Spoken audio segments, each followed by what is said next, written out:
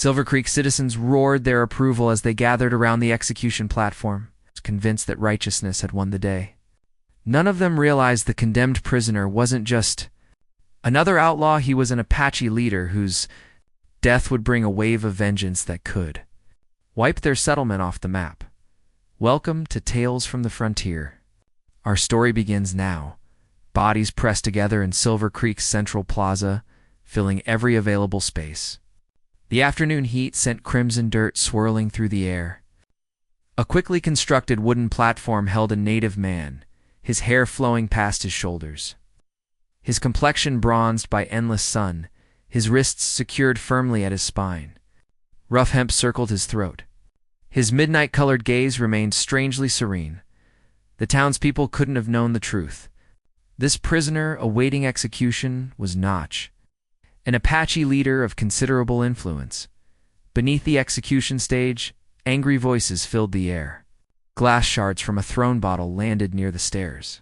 One grieving woman's voice cut through the noise. "End him. He took the Whitmore child from us. We demand retribution." The collective fury rose like floodwaters. Nobody questioned the suspicious circumstances. Why the blood-covered blade showed no real signs of use? Why tribal markings appeared precisely where the victim was discovered? The crowd simply craved a target for their rage. They'd found one. Standing apart from the mob was Jonas Clay, watching in silence. This isolated figure rarely concerned himself with the town's hangings. Yet when his gaze inadvertently met the condemned man's stare, something awakened within him. These weren't murderous eyes, they belonged to someone accustomed to command. Maintaining dignity even while facing mortality, at the plaza's perimeter stood Bentley, the wealthy mining magnate, arms folded across his chest, a frigid grin playing at his lips. The crowd remained oblivious to his orchestration of this deadly spectacle, unaware that once the execution concluded, he'd be positioned to capitalize on the coming bloodshed. I appreciate your presence here this evening. Share your location with us in the comments. May tranquility and joy find you, wherever this message reaches you. Jonas Clay rested against a timber post, his storm-gray eyes absorbing the unfolding drama. People labeled him the unhinged cattleman, someone best kept at arm's length. A decade prior, Jonas had served as a military scout on the frontier.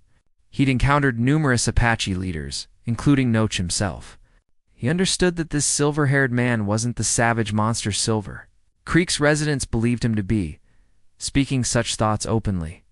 However, would be tantamount to volunteering for the gallows himself. Notch led the Chiricahua Apache with measured wisdom. He'd consistently pursued diplomatic solutions, extending offers of negotiation to preserve the ancestral valleys for future generations. Yet the appetite for wealth among the settlers drowned out every diplomatic overture. Now he stood displayed like carnival entertainment, falsely branded a killer in the distance. Bentley, the copper tycoon and wealthiest individual for miles, observed from the Treasury building's shadowed balcony. His tailored gray clothing was immaculate, his footwear gleaming, his expression glacial. The townspeople viewed him as their economic savior, the man who'd delivered employment and prosperity. Jonas understood otherwise. Bentley was a predator masquerading as a gentleman. Hidden in his possession were geological surveys revealing substantial copper deposits directly beneath tribal territories. He merely required justification, a pretext for seizure. The Whitmore girl's murder provided exactly that spark. Her remains were discovered along Apache territorial boundaries. Near the body lay a hunting blade marked with fresh blood and scattered tribal feathers. The scene was too flawless. It's deliberately arranged to point toward a single interpretation: Apache involvement.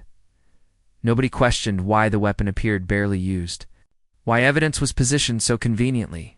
Consumed by fury, the town abandoned any interest in actual truth.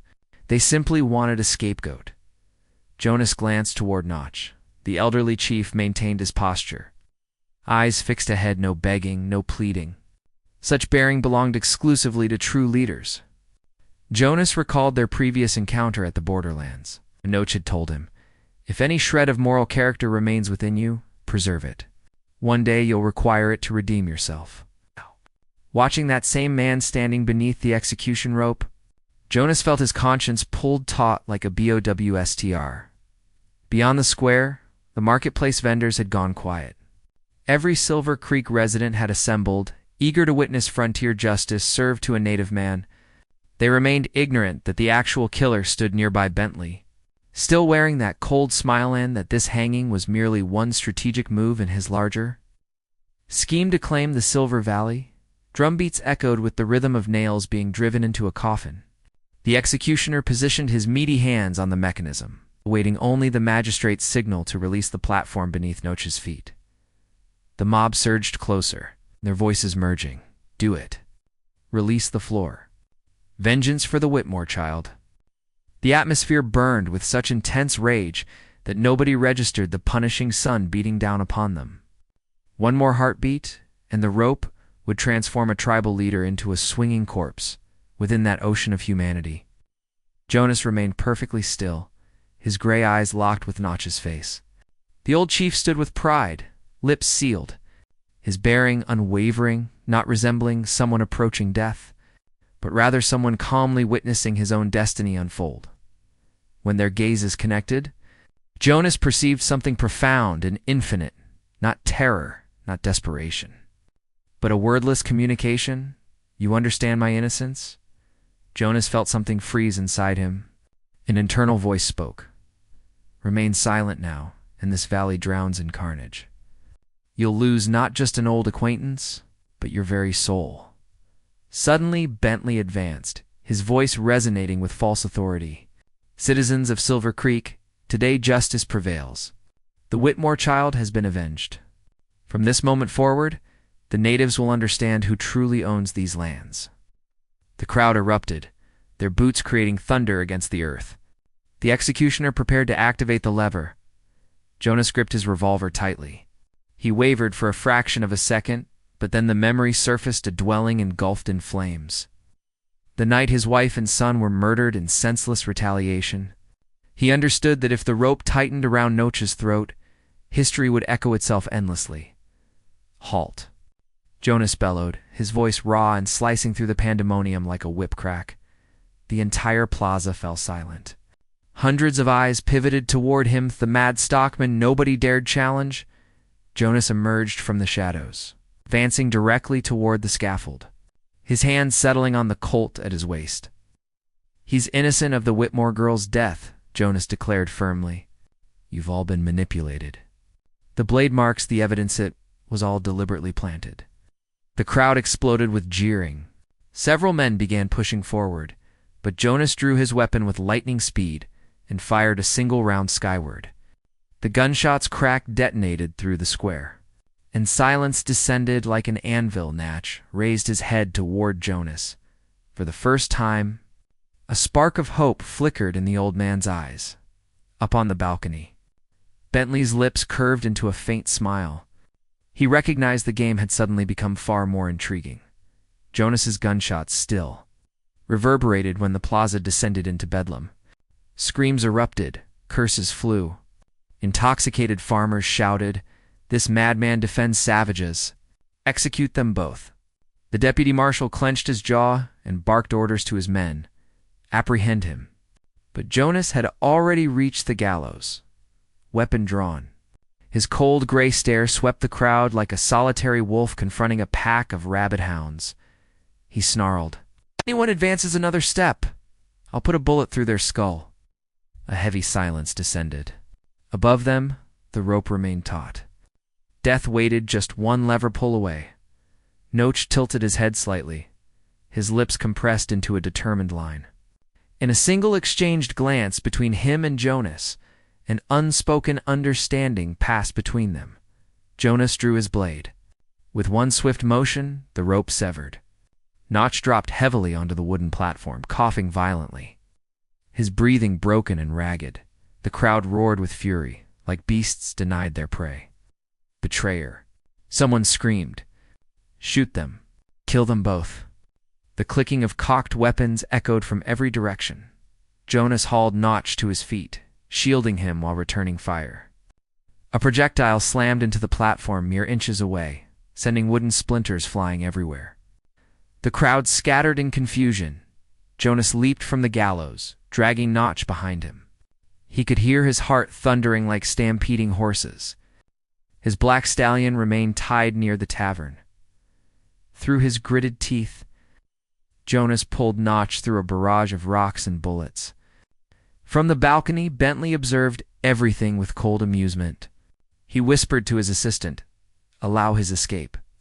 Greater chaos serves our purposes, makes claiming the territory even simpler." Jonas and Notch finally reached the horse. It reared briefly, then galloped down the dusty thoroughfare. Bullets tore through the air in their wake. Shouts pursued them, but after several turns through alleyways, they disappeared into the darkness at the town's boundary. Within the shadows of a narrow ravine, Jonas pulled the reins and halted. Notch slid from the horse, collapsing onto the earth, coughing violently, his shaking hands touching the crimson rope marks on his throat. Jonas knelt beside him and extended a water container. "Drink first, then explain what in blazes is happening." Notch drew a long breath. His eyes still gleamed in the shadows, his voice emerging hoarse. "This was an ambush. I traveled to Silver Creek seeking peace negotiations, but someone murdered the Whitmore child and left tribal evidence behind. They're hungry for war. They want my people erased from existence." Jonas clenched his fists, his eyes blazing with anger. He'd suspected this, but hearing confirmation from Notch drove the reality home like a blade to the chest. In his mind's eye, saw Bentley's frigid smile. This deadly game was nowhere near finished. "Thank you for joining me this evening. If this tale awakened memories of bygone Ariza, dusty horizons, and the echo of hoofbeats in your spirit eye, let's invite you to subscribe so we can gather again tomorrow. And I'll share another frontier legend with you. Bad tidings travel more swiftly than desert gales." Before dawn's first light touched the eastern sky, horse traders along the frontier were already spreading word. Chief Notch had been executed by Silver Creek's citizens. Nobody mentioned his rescue by Jonas. They spoke only of the noose and the screaming mob from the previous night. That rumor, carried through signal fires and messenger smoke, traveled through canyons into every Apache encampment. Within a single day, war banners rose throughout the valley. Thousands of warriors applied crimson war paint. War drums thundered. Horses screamed their battle cries. Fury spread like wildfire, reaching every dwelling to them. Their chief's death meant the death of their collective soul, and Silver Creek's residents would pay the ultimate price. Back in the settlement, terror and hatred surged equally fast. Townspeople constructed defensive barriers from wagon components. Sandbags lined the main thoroughfare. Sharps rifles were distributed to every household. Church bells rang frantically, so announcing the apocalypse. The deputy marshal stood in the square's center, yelling above the panic, "The natives are advancing. We must defend Silver Creek with our lives. This is our territory, not theirs." The crowd roared their agreement, yet in many eyes, genuine fear was evident. Everyone understood that once the Apache attacked, the town would transform into a river of blood. In the darkened canyon, Jonas and Notch sat beside a modest fire. Notch's voice was subdued, his eyes fixed on the horizon where signal smoke spiraled upward. "My people already believe I've perished. If they attack, Silver Creek won't be the only casualty. Apache women and children will fall as well. And that's precisely what the greedy desire." Jonas nodded, his hand tightening on his weapon. "Bentley," he spat the name like poison. "He orchestrated everything. He murdered the Whitmore child, then framed your tribe. He craves war so the government can seize the territory, and he'll purchase it for nothing." Notch remained silent momentarily, then turned to Jonas. "What will you do?" Jonas drew a deep breath, his eyes becoming as cold as steel. "I won't allow history to repeat itself. Not this time. Innocent blood won't flow just so one wealthy bastard can expand his fortune." To Manan, Apache chief who'd survived the noose and a solitary cowboy became, as the only individuals who understood the truth. Now they'd need to confront not only the fury of a town and a tribe, but also a wolf in gentleman's clothing ready to devour the entire valley with bottomless greed. From the distance, Apache war drums pounded, and on the wind, The church bell tolled war stood at the threshold. Night descended heavily upon Silver Creek. In the darkness, Jonas and Noach crept silently toward Bentley's copper operation. Lamps remained lit. Figures moved busily, escorting heavy wooden containers down into the mine shafts. Jonas narrowed his eyes. The faint aroma of gunpowder drifted on the breeze, sending chills down his spine. "It's not just copper," he whispered. "He's accumulating weapons." Noach nodded slowly, his weathered hand gripping his spear firmly. The rope marks still showed deep on his throat, but his eyes burned with determination. He understood only that truth could halt the blood tide rising toward his people. They crawled along the rocky outcropping. Through a window, Jonas could observe Bentley conversing with two government representatives. A large map lay spread across the table, red markings indicating Apache territory. Bentley's voice carried, "When hostilities commence, the government will confiscate the land, declare it abandoned. I'll then purchase it at auction, and that silver deposit beneath the valley becomes ours. Don't worry, a few casualties in Silver Creek is a modest price for such wealth." Jonas clenched his fists, blood pounding hot. He turned to Noach, eyes flaring. "Did you hear that? He murdered the Whitmore child to ignite all this, just to consume your territory." Suddenly, a sound behind them. They spun around. A sentry had spotted them. A gunshot cracked through the night. The bullet grazed Jonas's shoulder, blood spraying. He fell backward but fired his Winchester as he hit the ground. The guard dropped, but the shot had already raised the alarm. Noach pulled Jonas to his feet, and they fled, vanishing into the forest shadows. Lamps flared behind them. Bentley's furious voice rang out, "Bring them back breathing. Don't let that information escape." As they ran, Jonas pulled a bundle of documents from his coat, the papers he'd managed to grab from the table. Proof undeniable. Bentley had conspired with government officials to steal Apache lands. They took shelter in a rock cavern. Jonas, breathing raggedly, shoulder bleeding, tossed the papers before Noach. "This is the truth. But if we don't present it to both the tribe and the town, it's merely worthless parchment." Noach studied the documents, then slowly nodded. "By tomorrow, Apache and Silver Creek will be at each other's throats. We must step forward before the bloodshed begins. You and I will face them together." Jonas looked at him, conflict in his eyes. He understood he'd entered the most dangerous gamble of his life. But if he retreated now, the valley would become a mass grave. The night wind howled through the canyon, carrying the distant beat of Apache war drums like thunder. By the flickering campfire, the shadows of two men burned against the stone wall, a lost cowboy and a nearly executed chief. Now allies in a battle to reveal the truth before sunrise. The valley outside Silver Creek thundered with Apache war drums. Thousands of warriors on horseback, faces painted crimson, spears raised skyward. From the town, church bells rang in alarm. Townspeople flooded into the main thoroughfare, clutching rifles against their chests, two waves of fury, positioned to crash and drown everything between them. On the Treasury building's balcony, Bentley stood tall in a crisp gray suit, a cold smile curling on his lips. To him, this was merely a card game, and he held the winning hand. One gunshot, he thought, and the territory becomes mine.